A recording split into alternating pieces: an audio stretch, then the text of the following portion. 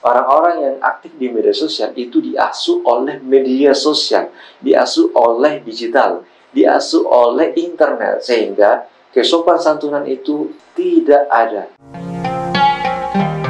Ada sebuah sikap masyarakat Indonesia yang berbanding terbalik di antara dunia realita dan dunia media sosial. Sikap masyarakat Indonesia yang berbanding terbalik itu yakni sikapnya terhadap orang lain. Dalam dunia nyata, masyarakat Indonesia dikenal sebagai orang-orang yang ramah, sehingga banyak turis asing yang menganggap bahwa masyarakat Indonesia itu ramah, ya, terutama di Bali. Para pendatang sangat senang terhadap masyarakat Bali dan masyarakat Indonesia secara umum karena mereka murah senyum, kemudian tidak melakukan kejahatan terhadap turis asing, mengantarkan ataupun menunjukkan jalan jika ada turis asing yang membutuhkan pertolongan di jalan. Stigma terhadap masyarakat Indonesia yang ramah itu sudah terkenal di dunia. Tetapi bagaimana jika kita menilik masyarakat Indonesia di media sosial? Ternyata berbanding terbalik.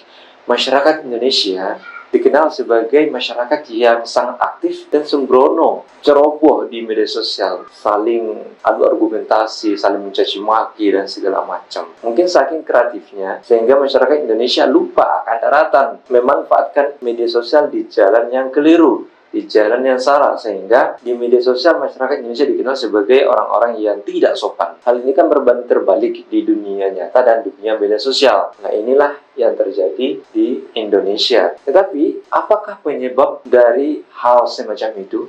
Di Indonesia, realitanya, orang-orang yang ditemui oleh turis asing merupakan orang-orang dewasa yang memiliki didikan di masa dahulu yang tentu saja berbeda dengan orang-orang yang aktif di media sosial. Orang-orang dalam dunia nyata, didikannya itu berasal dari didikan-didikan lembaga pendidikan ataupun orang tua yang mengasuh secara serius. Sedangkan orang-orang yang aktif di media sosial itu diasuh oleh media sosial, diasuh oleh digital, diasuh oleh internet, sehingga kesopan santunan itu tidak ada, terlepas dari jiwa-jiwa leluhurnya. Sehingga hal inilah yang menyebabkan adanya perbedaan yang sangat besar orang-orang Indonesia di media sosial dan dunia nyata. Yang kedua, pengguna media sosial di Indonesia merupakan salah satu pengguna terbanyak di dunia. Jadi wajar jika pengguna yang paling tidak sopan di dunia adalah Indonesia, karena pengguna juga termasuk banyak. Lalu apa sih yang harus kita lakukan ketika melihat fenomena semacam ini di Indonesia? Tentu saja kita harus menengok ke belakang bagaimana konsep pendidikan yang dikembangkan di Indonesia. Apakah berbasis karakter atau berbasis nilai di atas kertas yang seharusnya sudah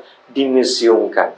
Ternyata mayoritas sistem pendidikan di Indonesia masih berbasis nilai, tidak mengedepankan karakter. Meskipun beberapa unsur dalam sistem pendidikan nasional itu sudah mengandung unsur pengembangan karakter, meskipun belum menyeluruh. Adapun sekolah-sekolah swasta itu mengembangkan pendidikan karakter yang menjadi dasar dan menjadi hal utama untuk mendidik anak-anak di sekolah maupun kampus. Media sosial itu hanyalah alat, dan penggunaan alat itu dampaknya baik buruknya itu adalah sebuah pilihan bagi penggunanya, bagi user. Apakah dia akan memberikan hal positif atau negatif tergantung penggunanya.